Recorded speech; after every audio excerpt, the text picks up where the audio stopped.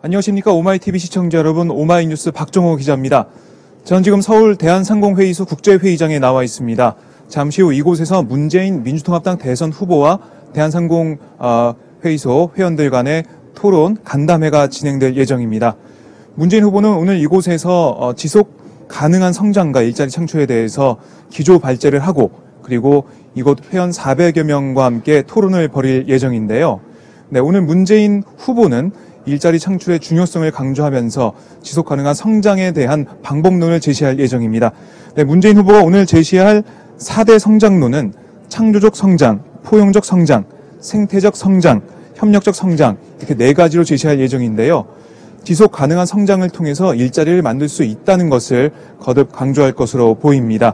네, 문재인 후보는 이번 주부터 이렇게 일자리 관련된 테마를 중심으로 행보를 이어나갈 예정인데요. 문재인 후보는 매 주마다 테마를 하나씩 정해서 그 테마에 집중하는 그런 일정을 진행할 예정입니다. 그래서 이번 주에는 일자리를 만들고 나누고, 그리고 나쁜 일자리를 좋은 일자리로 바꾸는 그런 여러 가지 형태의 모습을 보여주는 그런 비전을 제시할 예정입니다. 오늘 문재인 후보는 오전에는 판교 테크노밸리 R&D 센터에서 제2인터넷혁명으로 정보통신기술 르네상스 시대를 열겠습니다 라는 주제의 정책 간담회를 가졌습니다.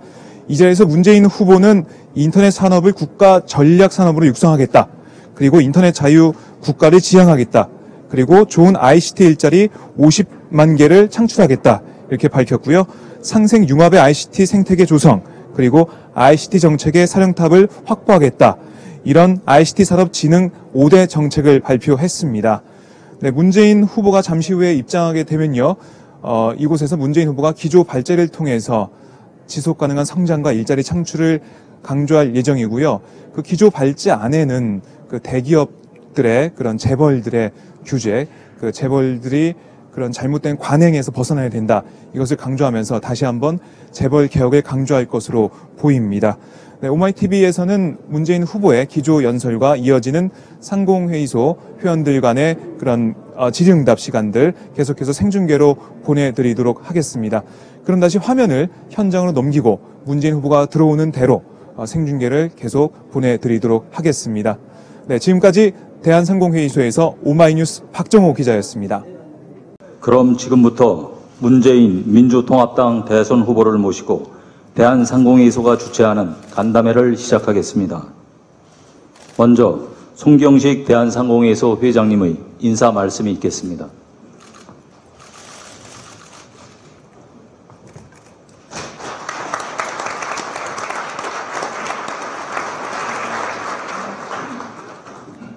오늘은 존경하는 문재인 민주통합당 대선 후보님을 모시고 경제 문제를 비롯한 국가 현안 전반에 대해 말씀을 듣고 의견을 나누는 자리를 마련했습니다. 한 주가 시작되는 월요일 바쁜 시간인데도 이처럼 많은 회원기업 여러분께서 참석하신 것에서도 알 수 있듯이 문 후보님께서 갖고 계신 생각과 민주통합당의 대선 공약이 기업에게는 대단히 큰 관심사가 아닐 수 없습니다. 대선 준비로 대단히 바쁘실 텐데 귀중한 시간을 내주신 후보님께 깊은 감사의 말씀을 드립니다. 잘 아시는 것처럼 지금 우리 경제는 글로벌 경제 위기로 어려움을 겪고 있습니다. 투자와 소비가 부진하고 그동안 성장을 이끌어왔던 수출도 위축되고 있습니다. 부동산 경기의 침체와 가계 부채의 증가도 우리 경제에 부담으로 작용하고 있습니다. 청년 일자리 부족 현상도 계속되고 있습니다. 우리는 앞으로 다가올 저출산, 고령화 시대를 앞두고 너무 늦기 전에 성장 속도를 좀 더 높여야 할 입장이기도 합니다. 또한 지속적인 경제 성장을 이루면서 한편으로는 국민 복지 수준을 높여야 하는 매우 중요하고도 어려운 과제를 풀어야 합니다. 그러기 위해서는 성장의 견인차라고 할 수 있는 기업이 좀 더 적극적으로 투자와 고용 창출에 나서야 할 때입니다. 그리고 기업이 이러한 본연의 역할에 매진할 수 있는 여건을 만들어주는 것이 필요합니다. 각종 기업 규제와 세제 그리고 노동 관련 제도가 기업이 활발히 활동하고 경쟁력을 높일 수 있도록 되어야 할 것입니다. 아울러 기업은 오늘날 우리 사회가 기업에게 요구하는 바가 무엇인지를 잘 헤아려 스스로 주어진 책무를 다하도록 최선의 노력을 다해야 할 것입니다. 오늘 문재인 후보님을 모시고 귀중한 시간을 함께하게 되었습니다. 최근 활발하게 논의되고 있는 경제 민주화를 비롯하여 우리가 당면한 경제 현안과 과제들에 대한 후보님의 구상과 생각을 듣고 말씀이 끝난 후 질의응답 시간을 갖도록 하겠습니다. 이 자리에 나온 기업인들의 의견이나 건의사항이 대선 공약과 정책에 많이 반영될 수 있기를 바랍니다.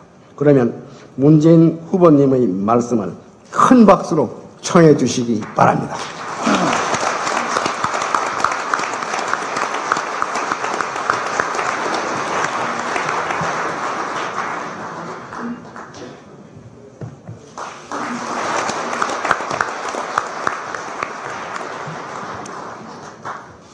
안녕하십니까. 민주통합당 대통령 후보 문재인입니다. 130년 전통에 빛나는 우리 대한상공회의소 기업인 여러분과 말씀 이렇게 나눌 수 있는 그런 기회를 갖게 돼서 대단히 기쁘게 생각합니다. 초청해 주신 우리 송경식 회장님 그리고 전국 상위 회장단 그리고 참석해 주신 기업인 여러분께 감사드립니다. 요즘 경제 뉴스를 보면 마음이 어둡습니다. 중소기업들은 기업하기가 정말 어렵다고 합니다. 좋은 일자리는 자꾸 줄어들고 또 청년들 일자리 구하기가 하늘의 별 따기입니다. 더 큰 문제는 좋아질 전망이 별로 보이지 않는다는 것입니다. 물론 경제가 어려운 것은 세계 경제 침체 탓이 큽니다. 2008년 미국 금융위기 이후 세계 경제가 침체에 빠져서 아주 어렵게 만들고 있습니다. 앞으로 회복 전망도 불투명합니다. 수출 주도형의 한국 경제에는 아주 매우 어려운 환경입니다. 하지만 위기의 근본 원인은 우리 안에 있습니다. 시대의 변화에 눈감은 토목경제, 그리고 또 현실을 무시한 재벌 중심의 성장 전략, 줄푸세로 상징되는 부자 감세 정책은 깊이 성찰하고 반성하지 않으면 안 된다고 봅니다. 새누리당과 이명박 정부의 경제정책이 불행하게도 성공하지 못한 것은 시대적 요청과 반대 방향으로 갔기 때문입니다. 지금 우리에게 요구되는 시대 정신은 무엇이겠습니까? 지금 상황은 여러모로 1930년대 대공황기와 유사합니다. 미국 공화당의 시장 만능주의와 과도한 규제 완화가 시스템 리스크를 키워서 위기의 근본 원인이 된 점, 또 부자 감세로 소득 양극화가 사상 최대로 커진 것도 아주 유사합니다. 대공황에서 미국 경제를 구하고 전후 30년간 장기 호황의 발판을 마련한 정책이 바로 프랭클린 루즈벨트 대통령의 뉴딜 정책입니다. 루즈벨트는 현대 정치 지도자 가운데 제가 가장 존경하는 인물이기도 합니다.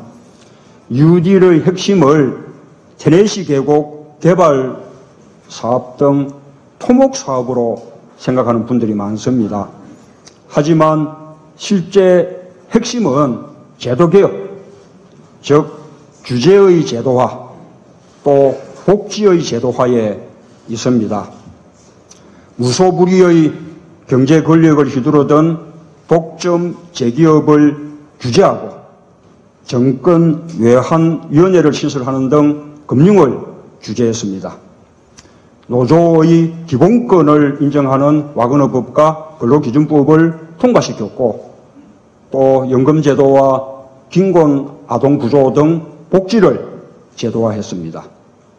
당시 루즈벨트 대통령은 기업가들로부터 반기업적이라는 그런 비난을 많이 받았고 또 노조로부터도 별로 지지받지 못했습니다. 미국 연방대법원은 번번이 뉴딜 정책에 대해서 위헌 판결을 내리곤 했습니다. 하지만 그는 조금도 굴하지 않고 결국 뉴딜을 성공시켰습니다.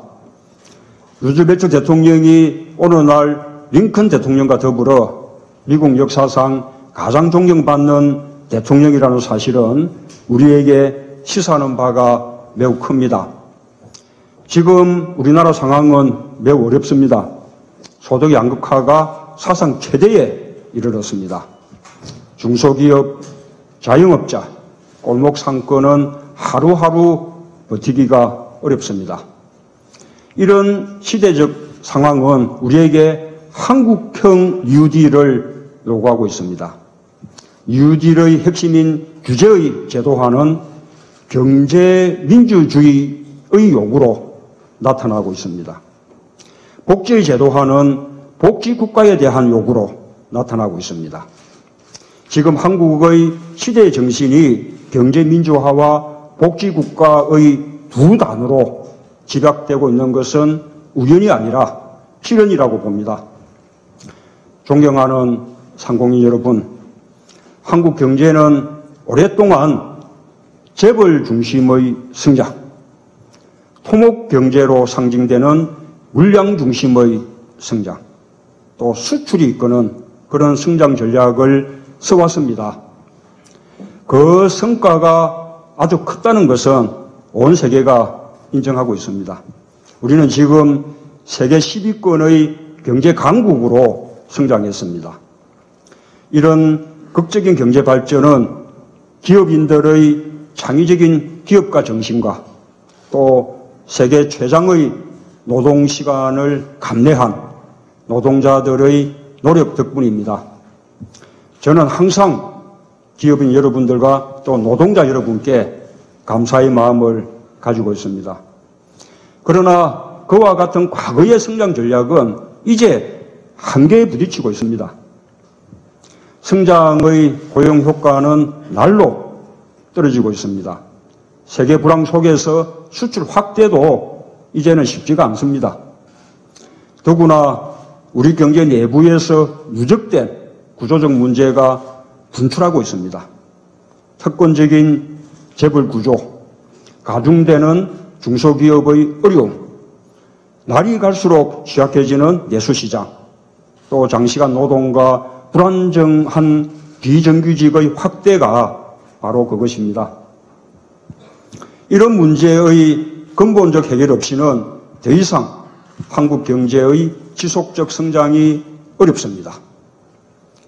재벌 체제를 강화하고 4대강 토목공사를 일으키고 부자 감세를 단행한 이명박 정부가 그 한계를 아주 극명하게 보여주었습니다. 이제 경제의 파라다임을 바꿔야 합니다. 재벌 중심, 토목지향, 또 수출 편향의 외날개 성장, 불공정 경제는 이제 극복해야 합니다. 대기업이 앞서 나가고 또 중소기업이 튼튼하게 길을 받쳐주는 경제, 제조업과 창의적인 첨단 산업, 문화산업이 나란히 발전하는 경제, 또 수출은 커나가고 내수로 내실을 다지는 그런 경제를 만들어야 합니다. 큰 새는 두 개의 날개로 날아야 높이 또 멀리 날 수 있듯이 균형 잡힌 양날개 성장, 공존하고 상생하는 그런 공정경제만이 한국 경제의 새로운 도약을 가져올 수 있습니다. 존경하는 상공인 여러분, 저는 대통령 선거에 출마하면서 경제 민주화와 일자리 창출을 제 경제정책의 핵심으로 말씀드렸습니다. 지난주 경제 민주화 정책의 두 번째 부분인 재벌개혁 구상을 발표한 뒤에 많은 분들이 이렇게 걱정들 하십니다. 대기업의 경제활동을 억제하는 거 아니냐? 투자와 성장을 저해하는 거 아니냐? 단연코 아니라고 말씀을 드립니다. 대기업은 우리 경제를 떠받치고 또 더 높은 성장을 이루기 위한 한쪽 날개입니다.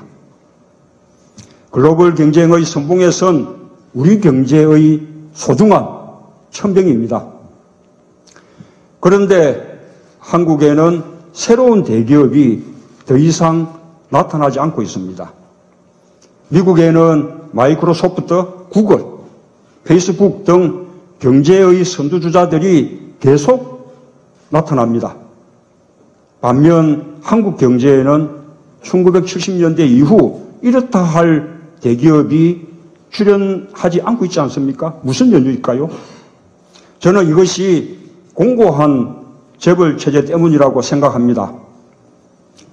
대기업 노동자 비중이 30%에서 50%까지 달하는 다른 나라들에 비해서 우리는 겨우 10%밖에 안 되는 것도 마찬가지입니다.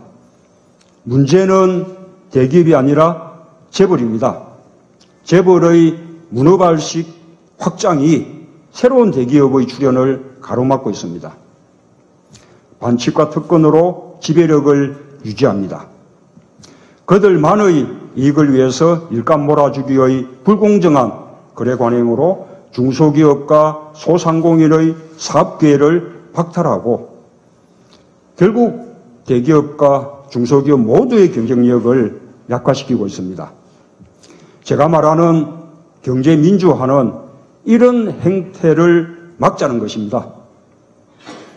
한국 경제의 경기 규칙을 공정하게 만들어서 새로운 경제 성장의 기반을 만들자는 것입니다. 대기업은 세계시장에 나서서 승승장구하고 중소기업은 그 뒤를 바치면서 내수를 담당하는 이렇게 탄탄한 분업체제, 공생의 경제가 필요하기 때문입니다. 골목 상권 보호도 마찬가지입니다.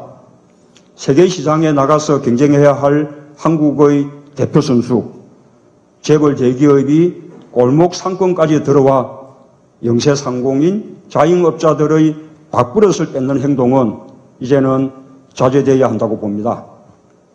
고래는 바다에서 놀고 작은 민물고기는 시냇물에서 잘 사는 이런 공존과 평화의 새로운 경제 생태계를 만드는 것, 이것이 제가 말씀드리는 경제민주화입니다.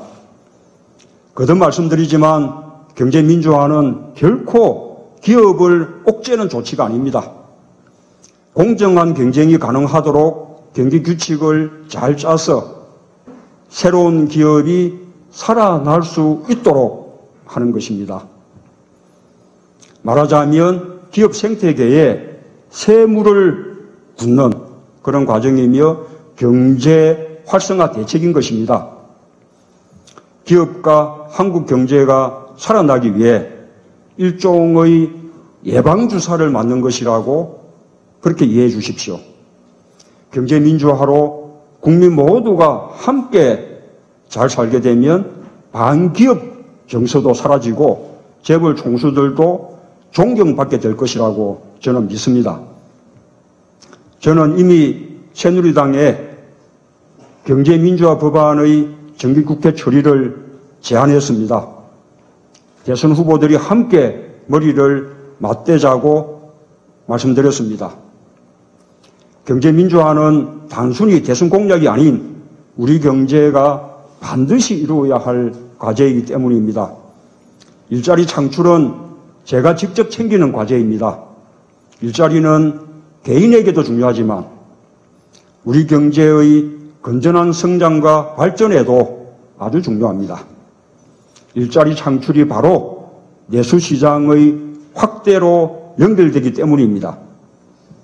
브라질의 룰라 대통령은 왜 부자에게 돈을 주는 것은 투자라 하고 가난한 사람에게 돈을 주는 것은 비용이라고 하는가? 라고 반문한 바 있습니다. 저는 똑같이 말씀드리고 싶습니다. 왜 재벌에게 재정을 지원하는 것은 투자라 하고 왜 일자리에 재정을 투입하는 것은 비용이라고 하는가? 라고요. 일자리가 늘어나면 소비가 늘어납니다. 당연한 일 아닙니까? 확대되는 내수는 특히 중소상공인들의 매출을 늘리고 더 많은 일자리를 창출할 것입니다. 이런 선순환을 일으키기 위해서는 정부가 먼저 과감하게 일자리를 창출해야 합니다. 일자리의 보고인 중소기업을 강력하게 지원해야 합니다.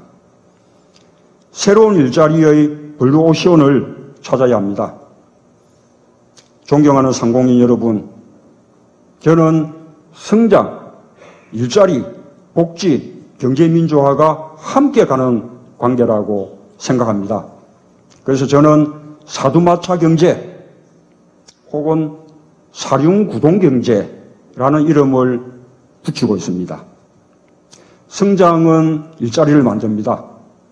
경제민주화 역시 성장과 일자리를 만듭니다. 복지는 비용이 들지만 동시에 일자리와 성장을 또 만들 수가 있습니다. 성장, 일자리, 복지, 경제민주화는 경제가 제대로 굴러가기 위해서 건강하게 살아나기 위해서 어느 하나 빼놓을 수 없는 중요한 4개의 바퀴입니다. 이 중에 한국 경제의 성장 전략으로 저는 출마 선언에서 포용적 성장, 창조적 성장, 그리고 생태적 성장, 협력적 성장의 4대 성장 전략을 내놓은 바 있습니다. 이를 통해서 지속 가능한 성장, 더 높이, 더 멀리 나는 그런 한국 경제를 만들려고 합니다.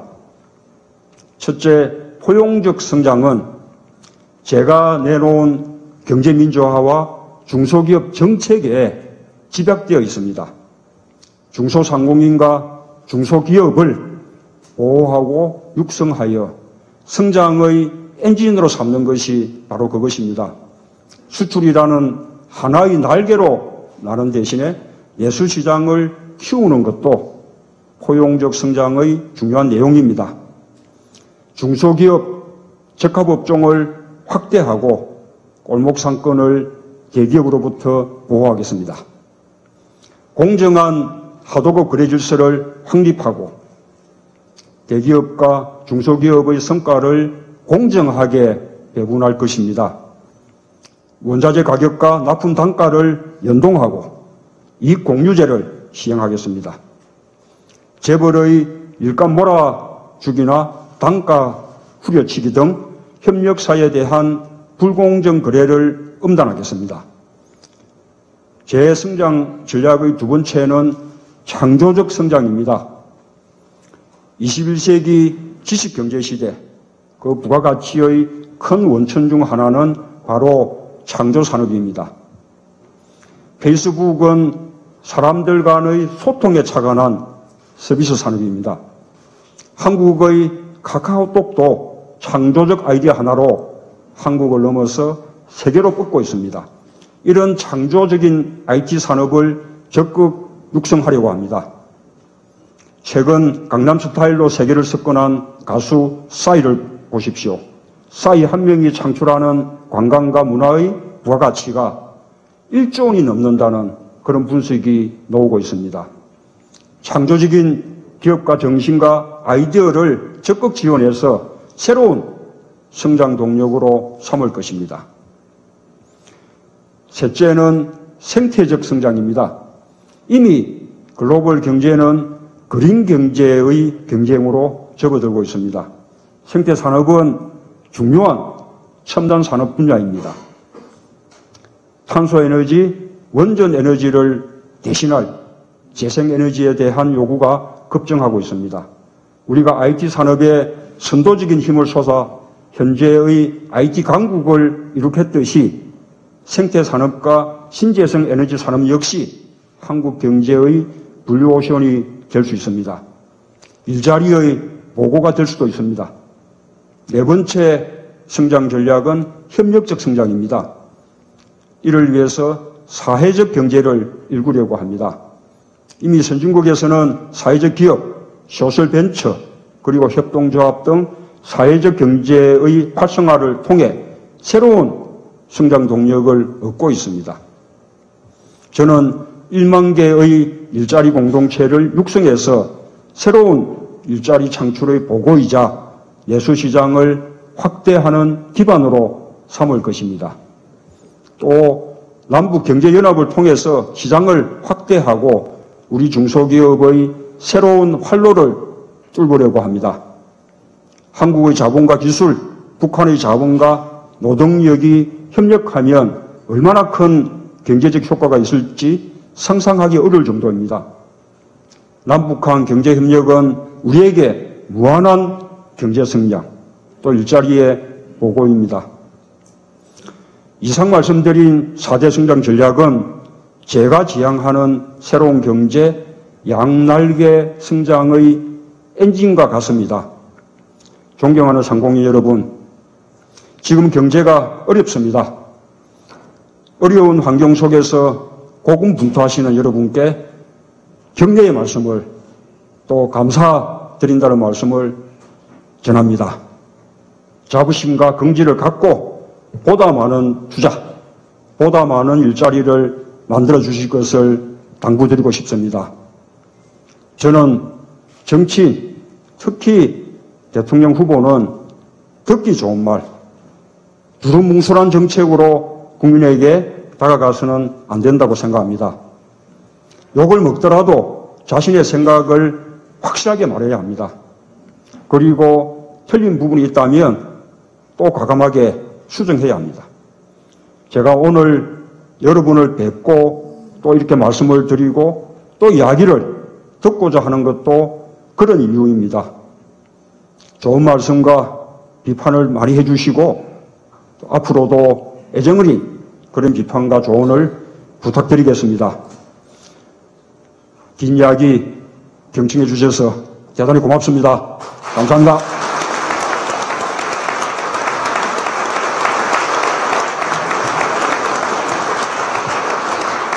후보님 감사합니다. 기조연설을 해주신 후보님께 다시 한번 큰 박수를 부탁드립니다.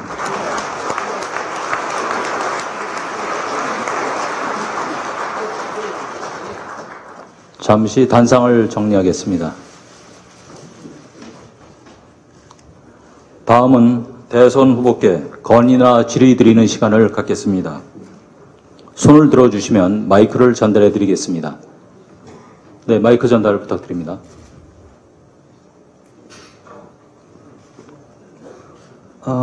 매우 바쁘신데도 불구하고 저희 상이 초청 간담회에 이렇게 시간 할애해 주셔서 대단히 감사드립니다. 저는 경기 화성상공에서 민종기 회장입니다. 문 후보님께서는 지난 11일 선대위의 미래캠프 내 일자리 혁명위원회 위원장을 직접 맡으셨고 대통령 직속 국가일자리위원회 설치를 계획하고 계신 정도로 일자리 문제를 아주 중요하게 생각하고 계신 것으로 알고 있습니다. 특히 사회에 처음 진출하는 청년들에게 일할 수 있는 기회를 충분히 마련해 주는 것은 기성세대의 책임이라고 생각합니다. 대한상회에서도 더 많은 청년들에게 일할 기회를 만들어주기 위해 취업박람회 개최, 중소기업 청년 인턴 중개, 일반 일자리 연계센터 운영 등을 사업을 하고 있습니다. 그런데 일자리는 근본적으로 기업이 만들어내야 하는 만큼 기업이 활기차게 경영활동을 하여 성장을 계속하고 이를 통하여 더 많은 일자리를 만들도록 해야 한다고 생각합니다. 따라서 차기 정부에서도 기업하기 좋은 환경을 만드는 것이 중요한 과제라고 생각합니다.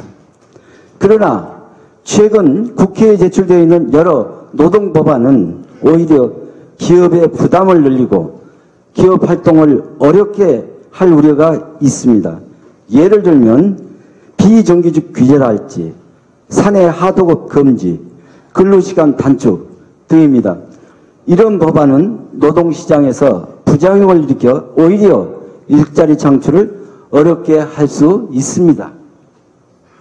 기업에 대한 규제를 강화하기보다 기업의 경쟁력을 강화하는 적극적이고 미래지향적인 정책을 통해 일자리가 창출될 수 있도록 하는 것이 중요하다고 보는데, 후보님께서는 가지고 계신 일자리 창출 방안에 대한 의견을 진정성 있게 말씀해 주시면 감사하겠습니다.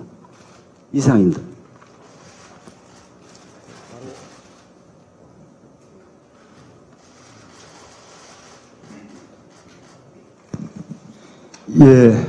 질문 감사합니다. 이 기업의 경쟁력을 높이고 또 투자를 활성화시켜서 일자리를 창출해내는 것이 중요하다는 말씀에 공감을 합니다. 하지만 지금 세계 최장의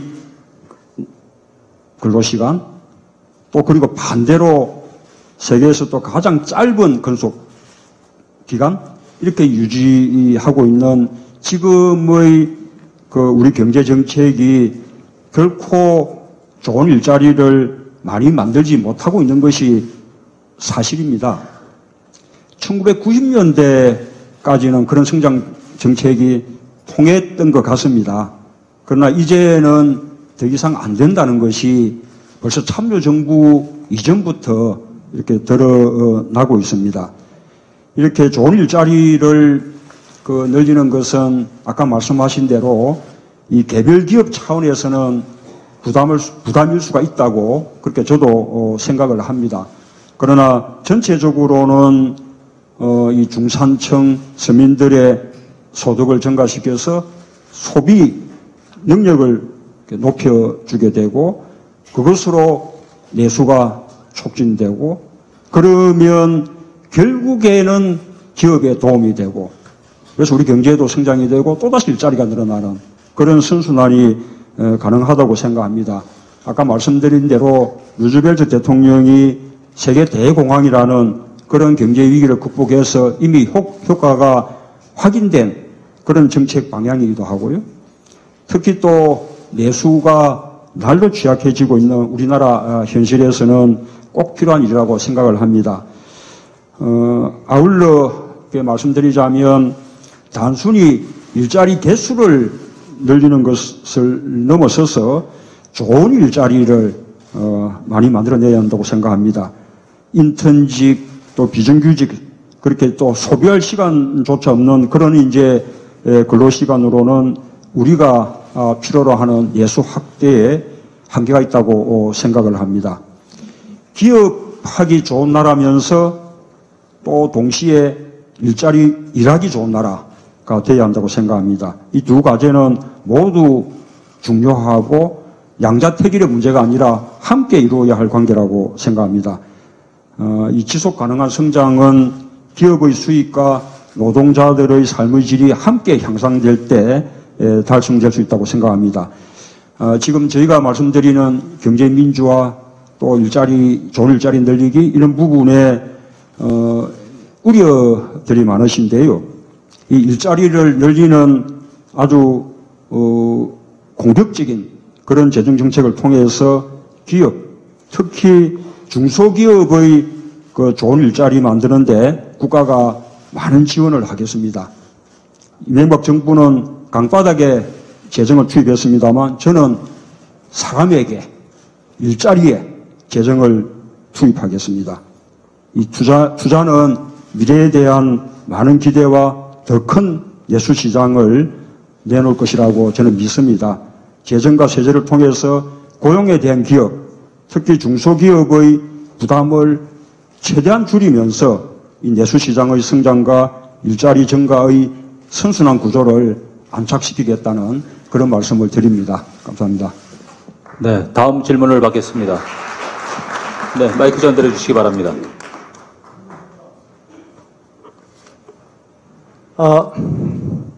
오늘 좋은 말씀 감사합니다.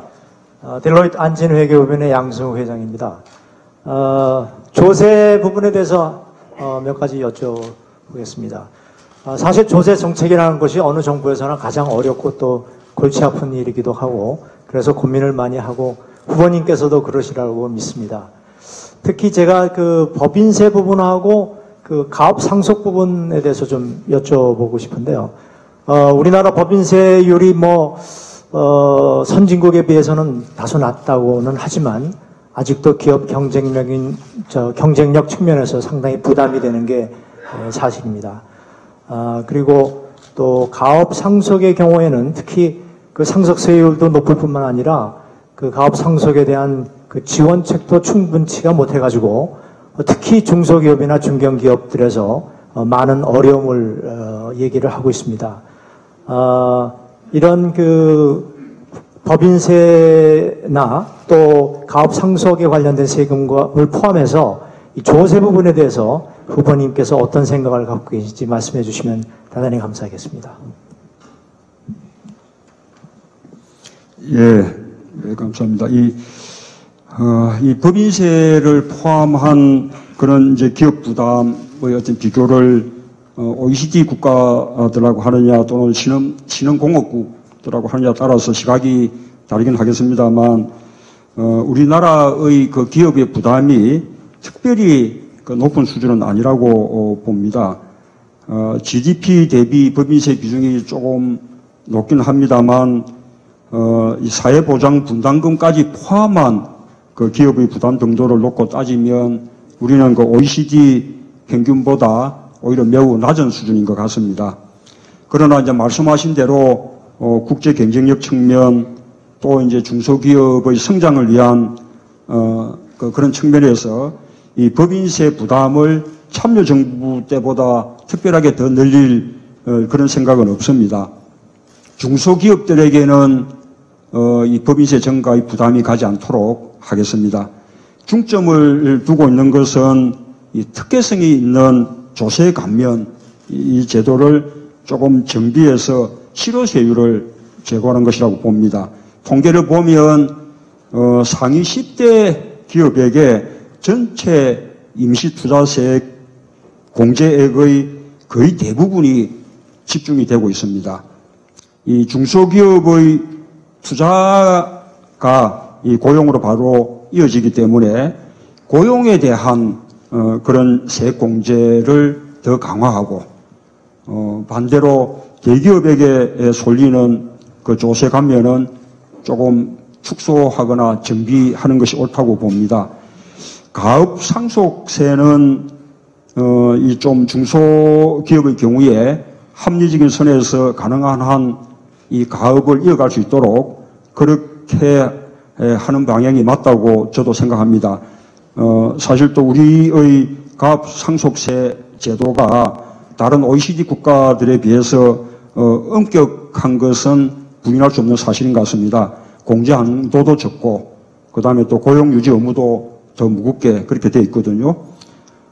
그래서 이 대한상의에서도 관련 보고서가 나온 것으로 그렇게 압니다만 이 세제 효과와 기준에 대한 엄밀한 검증을 통해서 제도를 개선하겠습니다. 예, 감사합니다. 네, 다음 질문을 받겠습니다. 네, 마이크 전달 부탁드립니다. 수원에서 온 주식회사 이란텍 대표이사 이세용입니다. 지난주 문 후보께서 11일 날 경제민주화에 대한 구상을 밝힌 바 있고 오늘 또 연설에서도 자세하게 밝힌 바 있습니다. 또 문 후보님을 비롯해서 다른 대선 후보들께서도 경제민주화에 대한 주장을 하고 계시는데 세부적인 차이는 있는 것 같습니다. 대체로 이런 걸 보면은 대기업에 대한 정책이 변화가 있을 것으로 생각합니다. 또한 경제민주화에 대해서는 저희 기업인들도 잘 이해하고 공감하고 있습니다. 우리 경제의 균형적인 성장과 조화로운 발전을 위해서는 우리 모두가 노력해야 하고 중요한 부분이라고 생각을 하고 있습니다. 그러나 기업 투자가 위축되는 방향으로 경제에 대한 규제와 조정이 강화된다면은 성장과 일자리에 대한 부정적인 영향을 끼칠 수 있고, 또 대기업과 서로 거래하고 있는 많은 중소 중견기업들의 일감도 줄어가는데 영향을 끼칠 수 있습니다. 이러한 부작용을 줄이고 대기업과 중소기업이 서로 윈윈할 수 있는 기업 정책 방안에 대해서 그것이 무엇인가 후보님의 견해를 듣고 싶습니다. 예, 경제 민주화에 대해서 아마 아직도 구체적인 방안들이 충분히 다 제시되지 않았기 때문에 우려들을 많이 하시는 것 같습니다. 경제 민주화는 이 크게 두 가지의 줄기를 가지고 있습니다. 하나는 이 재벌 개혁으로 반칙과 특권을 없애자는 것입니다. 아까 말씀드렸습니다만 일감 몰아주기, 그리고 또 협력업체들에 대한 단가 후려치기 같은 그런 이제 부당행위를 없애고, 또 소유 구조와 계열 구조의 합리화를 기하자는 것입니다. 다른 하나는 또 중소기업, 또 중소상공인과의 상생관계를 또 만들자는 거죠. 중소기업 적합업종 확대, 이익공유제 등을 통해서 함께 이렇게 성장하는 그런 구조를 만들자는 것입니다. 아까 기조연설에서도 길게 말씀드렸습니다만, 경제민주화는 대기업의 경제활동을 억제하거나 위축시키거나 또 투자와 성장을 저해하고자 하는 것이 결코 아닙니다. 경제민주화는 오히려 공정한 경쟁이 가능하도록 경기 규칙을 새롭게 잘 만들어서 대기업도 잘 되고 또 중소기업도 잘 되는 그런 공생의 경제를 만들자는 그런 새로운 경제발전 전략입니다. 그 과정에서 좋은 일자리가 많이 생겨나고 분배가 개선되고 또 내수가 활성이 되면서 균형 있는 성장이 가능하다고 생각합니다. 바로 대기업과 중소기업 간의 윈윈 구조를 만들어내기 위한 것이다는 점을 강조해서 말씀드립니다. 네, 다음 질문 받겠습니다. 저 뒤쪽에 마이크 전달 부탁드립니다. 네, 저는 경기도 수원에서 21년째 물류업을 하고 있는 중견기업 주식회사 명일의 한승만 상무입니다. 최근 우리나라 노사관계는 이 파업 건수 감소와 노사 협력 사례 증가 등 이 안정적 추세를 보이고 있는데, 이는 노사정 합의로 개정된 노조법이 산업 현장에서 순조롭게 정착되고 있다는 데 생각하고 있습니다. 그런데 노동계에서는 여전히 이 노조법 재개정을 주장하고 있는데, 이 가장 큰 이유로는 노조 전임자 임금을 다시 기업으로부터 받을 수 있게 해달라는 것이 되겠습니다. 노사관계 안정과 노사문화 선진화를 위해서 이 노조법 재개정 문제에 대한 우리 후보님의 견해를 밝혀주시면 고맙겠습니다. 이상입니다. 우리나라가 이 경제 성장에 있어서도 아주 압축적인 그런 성장을 이루었듯이 이렇게 노사 관계도 아주 짧은 시일에 이 급속도로 그렇게 발전하고 있다고 생각합니다. 그러나 이제 그렇게 또 급속도로 이렇게 성장하다 보면 늘 또 그늘도 생기기 마련인 것 같습니다. 대등하고 협력적인 그런 노사 관계가 구축되어야 한다고 생각합니다. 이 노동의 가치가 존중받는 그런 사회가 만들어지고 노사 모두 법과 원칙을 지키는 것이 중요하겠습니다. 헌법적인 권리인 그 노조 활동과 노동 기본권을 보장하는 동시에 또 기업의 자유로운 경영 활동 또한 이제 보장돼야 합니다. 기업하기 좋은 나라와 또 일하기 좋은 나라라는 이 목표를 아주 조화롭게 동시에 이루어 나가야 하겠습니다. 이 노동기본권의 사각지대를 줄이고 노사자치주의의 어떤 확립이 필요합니다. 전임자 임금하고 교섭 창구 제도는 정말 참 조심스럽게 말씀드려야 되는 문제입니다만 지금의 원칙을 이렇게 유지하더라도 또 노사 자율에 의한 결정을 막을 필요는 없을 것이라고 생각합니다. 오히려 노사 자율이 가급적 장려되는 것이 노사자치주의라는 어떤 원칙에서 볼 때 더 바람직한 거 아니냐 그런 생각을 합니다.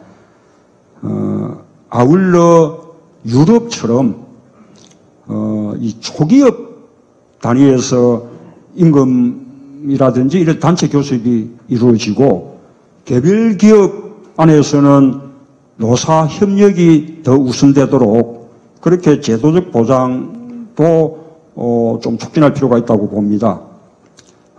이 기업의 투명성 확보와 건전한 노사 문화의 형성을 위해서 협력적인 노사관계를 지원하겠습니다. 노사의 사회적 신뢰와 위상을 높이기 위한 사회공헌 활동도 적극적으로 지원을 하고요. 또 노사정위원회의 그 독립성이 강화가 되고 그 거리가 좀 이렇게 높아질 수 있도록 재편하고 또 지역, 업종, 의제별 노사정 기구를 활성화해서 합리적이고 상호 납득할 만한 그런 타협점을 찾아 나가도록 하겠습니다. 감사합니다. 네. 다음 질문을 받겠습니다. 네, 이번에는 단상에 마이크 전달 부탁드립니다.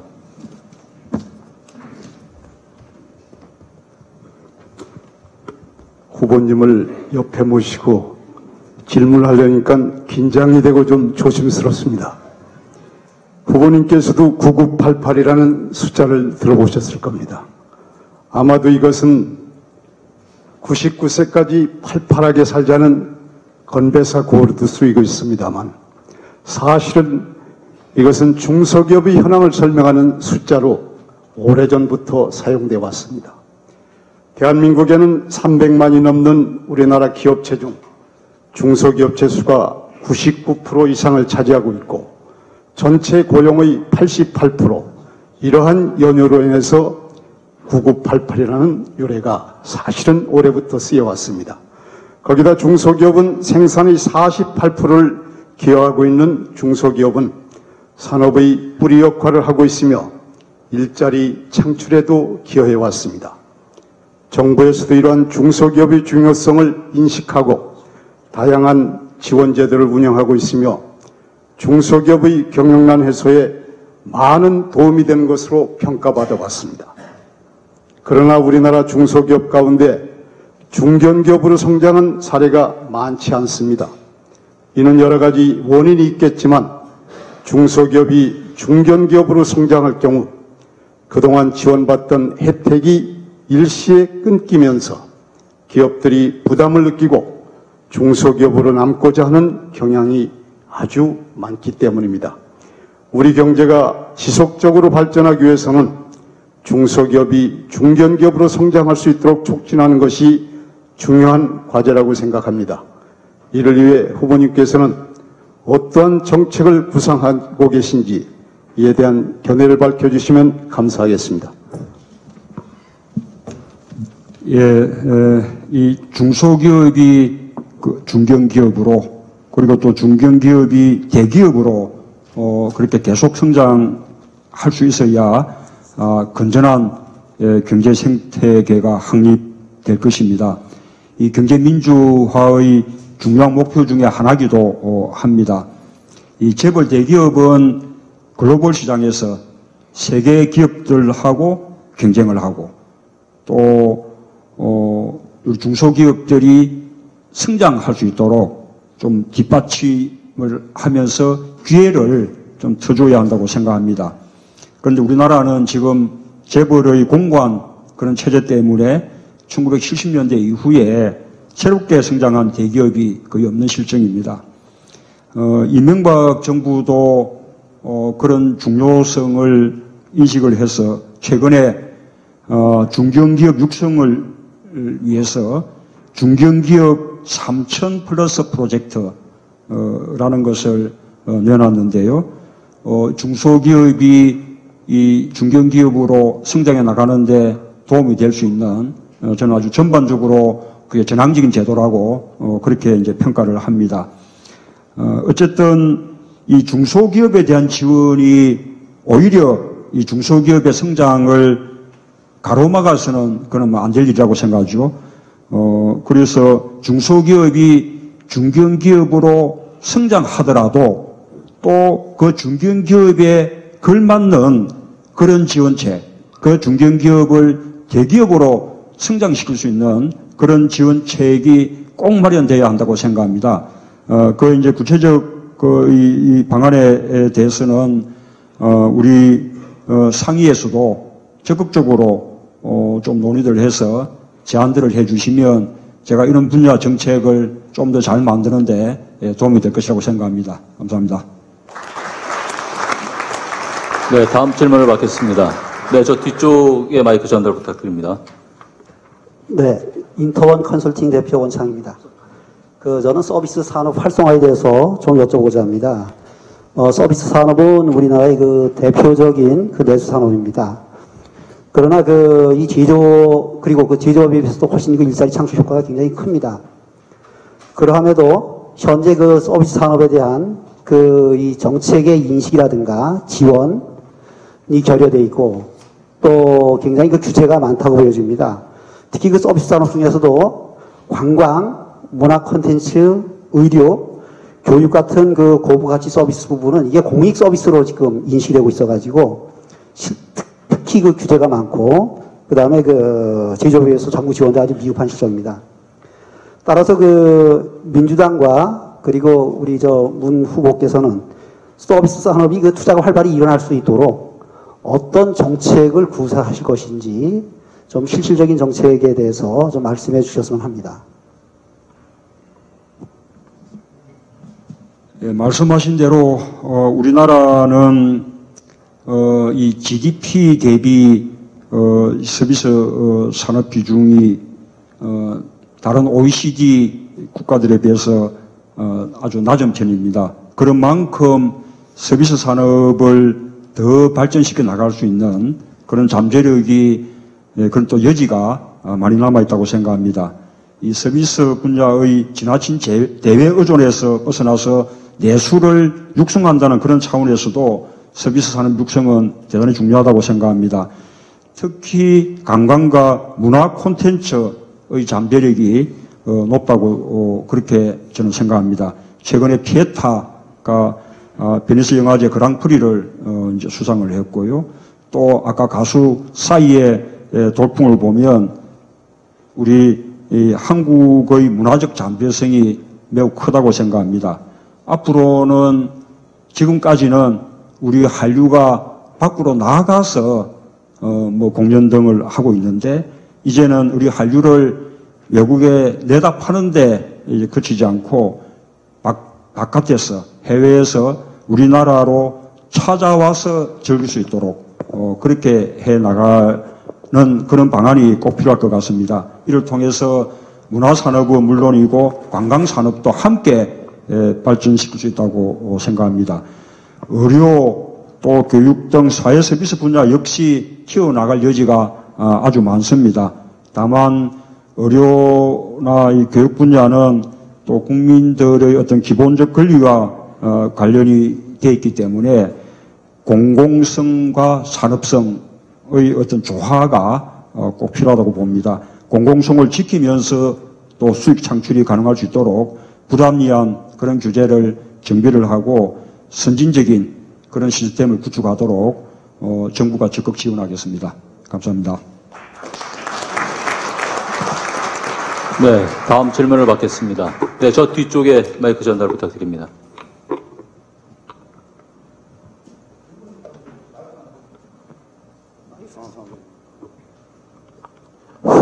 죄송합니다. 저 한신저축은행 대표이사 박명수입니다. 전 시중은행에서 한 34년 동안 부행장까지 하다가 지금 저축은행 대표이사로 한 9년 됐습니다. 그래서 제가 저축은행 질문이 아니고 경제학도로서 제가 질문을 드리겠습니다. 그리고 지금 그 후보님께서 현 사회의 가장 큰 문제점이 양극화라고 보신 것을 저는 너무 정확하시다고 봅니다.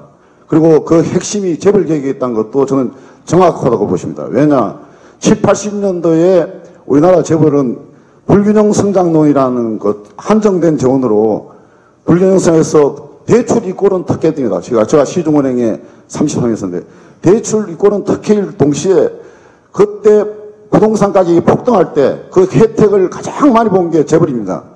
그런데 그 재벌의 아들, 딸, 손자, 소녀들이 우리 아버지, 우리 할아버지가 잘해서 돈 다 벌었다 생각하는 건 잘못입니다. 물론 정주영 회장님이나 이병철 재벌 회장님들이 잘하시는 분, 왜냐 똑같이 대출 받아도 못한 사람들 계시니까. 그러나 혜택을 받아가지고 성장한 것만은 인식을 하고 아들, 딸이나 손자, 소녀들이 손자, 소녀, 사돈까지 모두가 기업체를 하나씩 주겠다. 이 생각은 버려야 된다고 생각합니다. 손자, 손녀들 중에서 음악 잘하는 사람은 음악가로, 교사고, 극소수만 사업을 해야지 손자, 손녀, 사돈까지 모두 기업체를 하나씩 주려고 그러니까 가장 쉬운 게 뭡니까? 내부 거래 아닙니까? 뭐 일감 몰아주기. 그 다음에 돈 채워놓고 투자 안 하니까 위험하니까 뭐 하느냐? 기관산업 민영화하라. 기관산업 민영화하면 돈을 벌게 되지 않습니까? 지금 뭐, 우리가 그 민자 사업 해가지고 얼마나 엉터리 같은 민자 사업을 하고 있습니까? 서울시가 자본을 조달하면 4%, 5%면 조달할 걸 왜 맥코리한테 10%가 줘가면서 자금을 조달해가지고 그렇게 이익을 보장합니까? 이래서 저는 문재인 후보님께서 양극화가 해소가 이 나라의 가장 큰 문제점이고, 거기에는 재벌들이 자기 손자, 손녀, 사돈까지 기업체를 하나씩 주려는데 문제 있다는 것을 저는 강조드리면서 지금부터 제가 그 원하는 질문을 두 가지 드리겠습니다. 첫째는 강남북 균형 발전입니다. 민주당이 가장 안타까운 것이 강남북 균형 발전에 대해서 너무 관심이 없습니다. 노무현 대통령부터 지역 균형 발전을 핵심으로 두는데 서울 시내 강남북 균형 발전도 못 하시면서 어떻게 전국적인 지역 균형 발전할 수 있습니까? 그 핵심에 강남 8학군이 있는데 강남 8학군이 왜 생겼습니까? 강북에 있는 고등학교를 다 옮긴 거 아닙니까?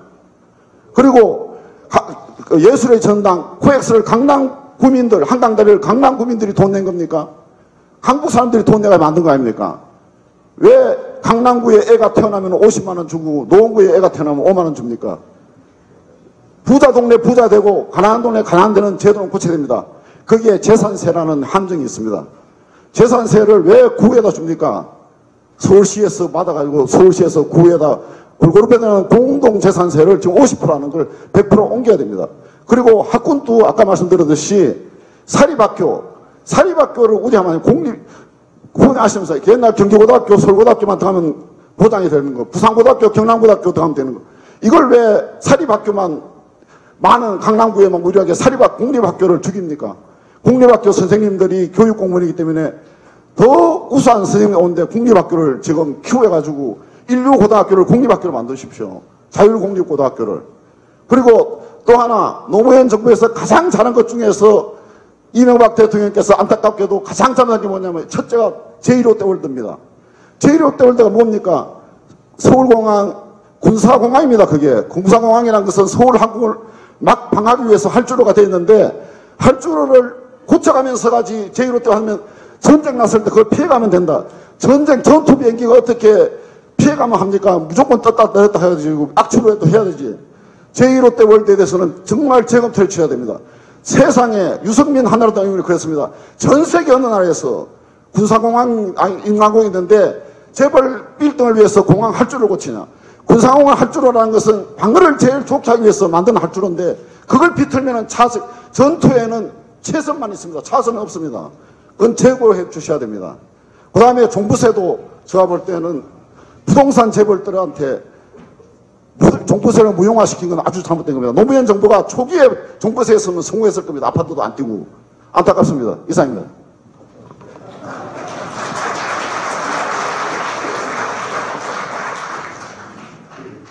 예, 지금 말씀은 저한테 질문하신 게 아니라 의견들 말씀하셨는데요.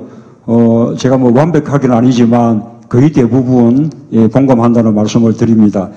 우리 이제 그동안 과거에 오랫동안 우리가 불균형 성장 정책을 취해왔죠. 이렇게 산업 측면에서는 이 재벌 기업, 대기업 중심, 또 수출 중심 그런 성장 정책 취해왔고요. 또 지역적으로는 수도권 중심, 또 경북축 중심 이런 이제 불균형 성장 정책을 이제 취해왔기 때문에 아까 경제 성장 면에서는 이제는 이 중소기업 중심의 이제 포용적 성장 정책으로 전환해야 된다는 것이었고요. 그 다음에 이제 지역적으로도 이런 지방 균형 발전 절실해졌습니다. 이런 이제 지역적인 불균형이 좁은 지역 안에서도 또 생겨나는 것이 서울의 경우에 강남과 강북 간의 또 심한 격차지 않겠습니까?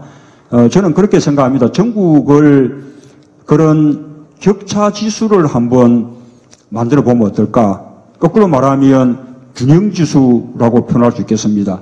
예를 들면 문화 분야 같으면 서울의 강남이 100이라 할 경우에 강북은 어느 정도 되는지 지방 가면 점점 떨어지겠죠. 다른 모든 뭐 스포츠 뭐 모든 면에서 그런 이제 격차 지수, 균형 지수를 산정할 수 있을 텐데요.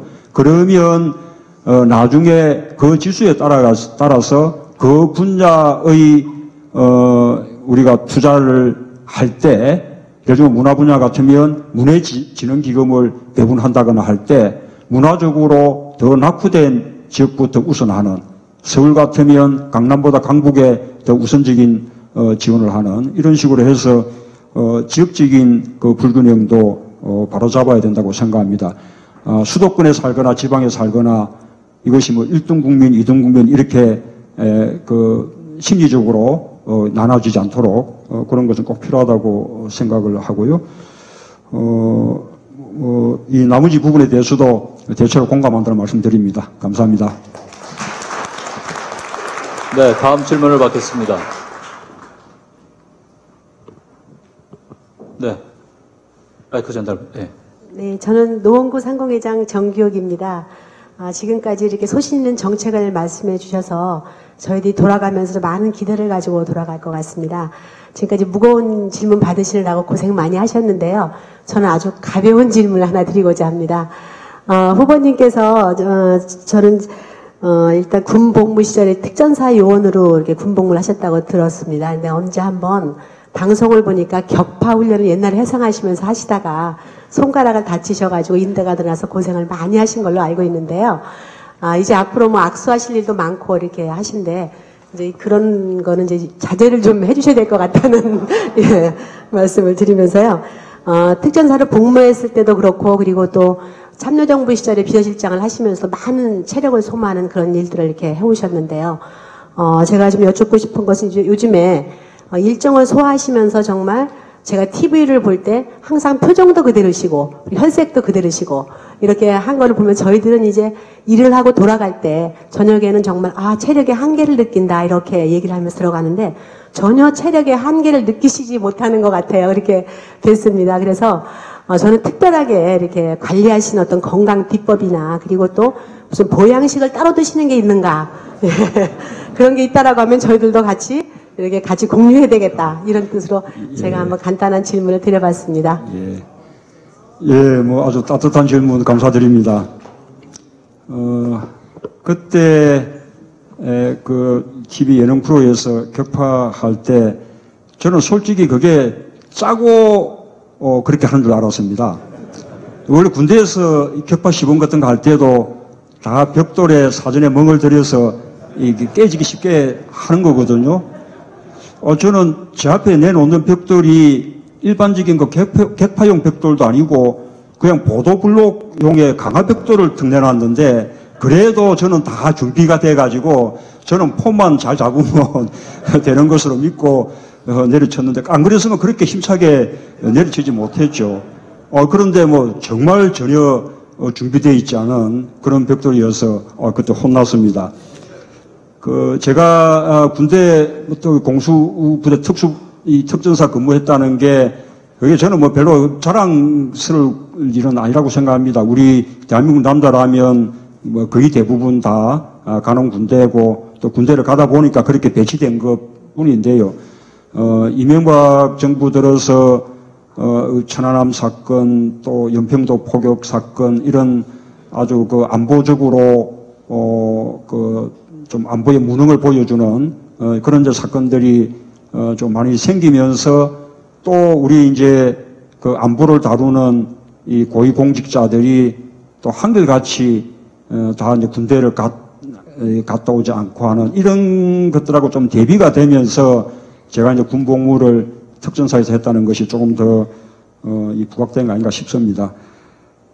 지금 이제 이 대선 후보들 일정은 정말 솔직히 말씀드리면 정말 힘듭니다. 저는 뭐 이 정책 검증이 아니라 체력 검증하는 것 같습니다. 저는 뭐 더더군다나 금년 내내 후보였거든요. 국회의원 당선되고 난 이후에도 어디 가서 국회의원 누구다라고 소개받은 일은 뭐 거의 없고요. 곧바로 또 후보로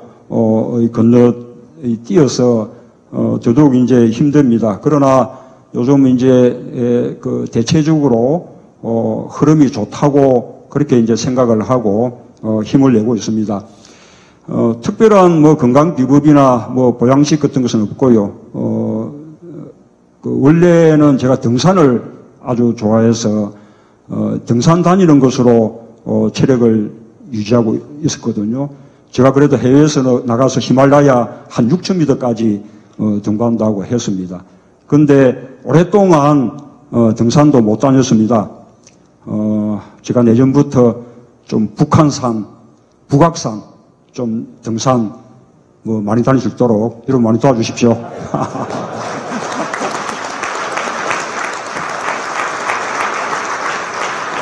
예정된 시간이 다소 경과돼서 질의응답 시간을 마치겠습니다. 추가적으로 질문이 있으신 분은 그 내용을 저희 사무국에 주시면 대선 캠프에 전달해 드리겠습니다. 플로에서 많은 분들이 손을 드시는데 저희가 다 질문 받지 못함을 양해해 주시면 감사하겠습니다. 이어서 대선 후보님의 마무리 말씀이 있겠습니다.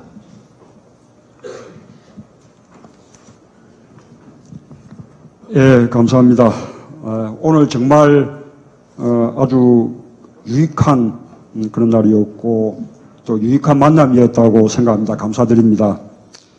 이 상공인 여러분께 제가 생각하는 우리 경제의 어떤 비전과 성장 전략을 말씀드릴 그런 기회를 가졌고 또 여러분들께서 또 한편으로 기대하면서 한편으로 또 우려하시는 말씀들 또 잘 들었습니다. 앞으로 공약을 더 잘 가다듬고 또 대통령이 되고 난 이후에 좋은 정책 만들고 시행하는데 그렇게 해서 우리 경제를 튼튼한 경제로 그렇게 발전시켜 나가는데 우리 상공인 여러분들의 그 고견을 늘 그렇게 깊이 참고하도록 하겠습니다.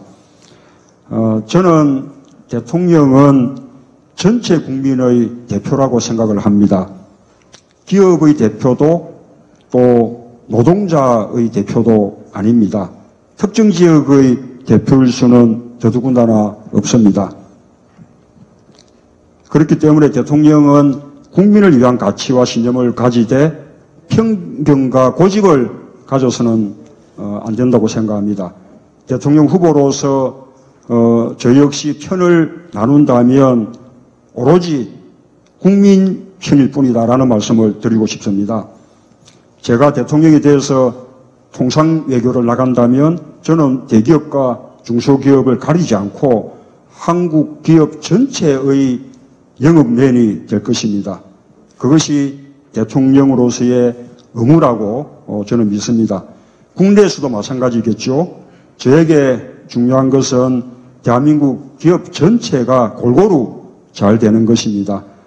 부자와 중산층, 서민을 가리지 않고 한국 사람 모두가 정의로운 나라에서 고르게 잘 사는 것입니다. 이 다산 정약용 선생께서 말씀을 하셨듯이 정치란 국민을 정의롭고 고르게 잘 살도록 하는 일이라고 저 역시 그렇게 믿기 때문입니다. 오늘 여러 번 말씀드렸듯이 제가 이 재벌 개혁을 이야기하는 것은 지금의 재벌 구조가 우리 모두에게, 우리 국가 전체에게 이익이 되지 않고 있다고 생각하기 때문입니다. 대기업이 문제가 아니라 비정상적인 재벌 구조가 문제입니다. 이 구조를 똑바로 펴면 우리 대기업은 더 커 나갈 것입니다. 재벌 자신의 세계적인 경쟁력도 더 키워줄 것입니다. 대기업의 불공정 행위를 엄단하고 중소기업에 비중을 두는 정책을 펴는 것도 마찬가지입니다. 한국 경제가 더 높이 더 멀리 날기 위해서는 양날개가 모두 튼튼한 그런 경제가 필수적이기 때문입니다. 수출과 내수가 서로 뒷받침하는 그런 경제가 되어야 한다고 믿습니다. 그렇기에 경제 민주화와 일자리 창출은 곧바로 한국 경제의 새로운 발전 전략입니다. 이 경제계 여러분들의 우려 또 충분히 알고 있습니다. 또 오늘 해주신 좋은 말씀들 또 제가 깊이 또 새기겠습니다. 오늘 이 유익한 자리를 마감하면서 마지막으로 여러분께 이렇게 말씀드리고 싶습니다. 걱정하지 마십시오. 5년 후 여러분 모두가 문재인은 역시 국민 편이었어 라고 말씀하실 수 있도록 하겠습니다. 오늘 감사합니다.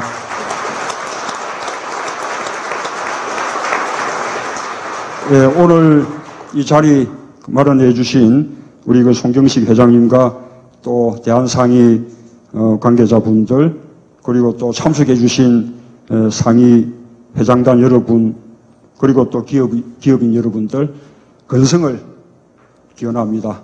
다시 한번 감사드립니다. 고맙습니다.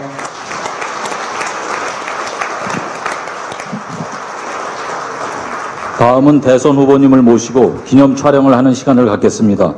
앞서 안내해드린 내빈께서는 연단위로 올라와 주시기 바랍니다. 장내에 계신 모든 분께서는 촬영이 끝날 때까지 잠시만 기다려 주시기 바랍니다. 네, 감사합니다. 네, 오마이TV 시청자 여러분 어떻게 보셨습니까? 지금 문재인 민주통합당 대선 후보의 지속가능한 성장과 일자리 창출을 위한 전국 상공인들과의 대화 행사가 막을 내렸습니다.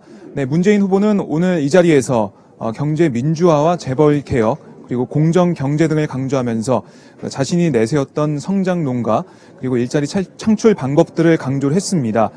특히 문재인 후보는 오늘 이 자리에서 그 대기업들이 문제가 아니라 재벌이 문제다.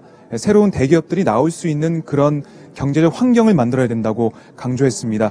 그러면서 그 재벌들의 그런 골목 상권 침해나 아니면은 중소기업들 대상으로 한 협력업체를 대상으로 한 그런 단가 후려치기 그리고 불공정 거래 같은 그런 어떻게 보면은 법을 어기고 있는 아니면은 국민적 정서를 어기고 있는 그런 것들을 시정해야 된다고 다시 한번 강조를 했습니다. 그리고 오늘 또 재미있는 얘기도 많이 나왔었는데요. 이런 질문이 나왔었습니다. 그 후보님의 건강관리 비법이 궁금하다. 이런 질문이 이 앞에 청중석에서 나왔었는데 문재인 후보는 여기에 대해서 특별한 보양식이나 건강관리를 하면서 약을 먹는 그런 것은 하고 있지 않다고 말을 했고요. 그러면서 등산을 좋아해서 그동안은 등산을 통해서 건강관리를 했는데 요즘엔 잘 못하고 있는 것 같다. 네, 시간이 없어서겠죠. 네, 그런 말을 하면서 그리고 이번에 그 대선 레이스가 하다 보니까 정책 검증이 아니라 체력 검증 같아. 네, 그만큼 후보들의 일정이 빡빡하고 여러 곳을 다녀야 하기 때문에 정책도 중요하지만 그만큼 정책을 알릴 수 있는 그런 체력을 가지고 여기저기 다녀야 되는 그런 고충을 토로하는 것으로 보입니다. 이 얘기 듣고 많은 분들이 박수를 해줬고요. 그리고 내년에 북악산이 청와대 바로 뒤에 있는 산인데 북악산에 등산을 갈 수 있게 좀 도와달라. 네, 이런 얘기를 하면서 많은 분들의 웃음을 이끌어냈습니다. 네, 문재인 후보 오늘 이렇게 대한상공회의소에서 전국 상공인들과 만남을 가졌는데요. 이번 주 문재인 후보 행보의 테마는 바로 일자리입니다. 네, 일자리를 창출하고 일자리를 만들고 일자리를 나누고 그리고 나쁜 일자리를 좋은 일자리로 바꾸는 것. 네, 그런 테마를 가지고 이번 주 내내 행보를 이어나갈 텐데요. 네, 문재인 후보가 지금 내세우고 있는 경제 민주화, 재벌 개혁, 일자리 창출, 네, 이런 정책들이 구체화되면서 많은 분들이 공감을 표시할지 계속 지켜봐야 될 것 같습니다. 네, 오늘 안철수 후보는 어제 바로 그 경제 민주화 정책을 발표하고 재벌 개혁을 강조하면서 오늘은 근로노동자죠. 네, 삼성전자 기흥공장 생산직으로 일을 하다가 네, 뇌종양 판정을 받아서 지금 투병 중인 한혜경 씨를 만나면서 그 일자리를 유지하는 것도 중요하지만은 일자리 그 환경, 근무 환경을 신경 쓰고 사람에 더 투자해야 된다. 사람의 안전과 건강과 근로자의 그런 복지 그리고 여러 가지 작업 환경들이 중요하다는 것을 강조했습니다. 어떻게 보면 지금 두 후보가 일자리 문제, 경제 민주화의 문제, 재벌 개혁 문제를 계속해서 소주제별로 다루고 있는 느낌인데요. 네, 여러분들 어떻게 보시고 계십니까? 어떤 후보의 정책이 더 가슴에 와닿고 어떻게 보면 더 실현 가능성이 있고 미래의 비전을 갖고 있는지 지켜봐 주시면 고맙겠습니다. 저희 오마이TV가 이번 주에도 계속해서 우리 대선 후보들의 일정을 하나하나 따라가면서 직접 생중계로 보여드리도록 하겠습니다. 쭉 함께해 주시길 부탁드리겠습니다. 그럼 이만 오늘 생중계를 마치도록 하겠습니다. 지금까지 시청해주신 여러분 정말 고맙습니다. 지금까지 대한상공회의소에서 오마이뉴스 박정호 기자였습니다.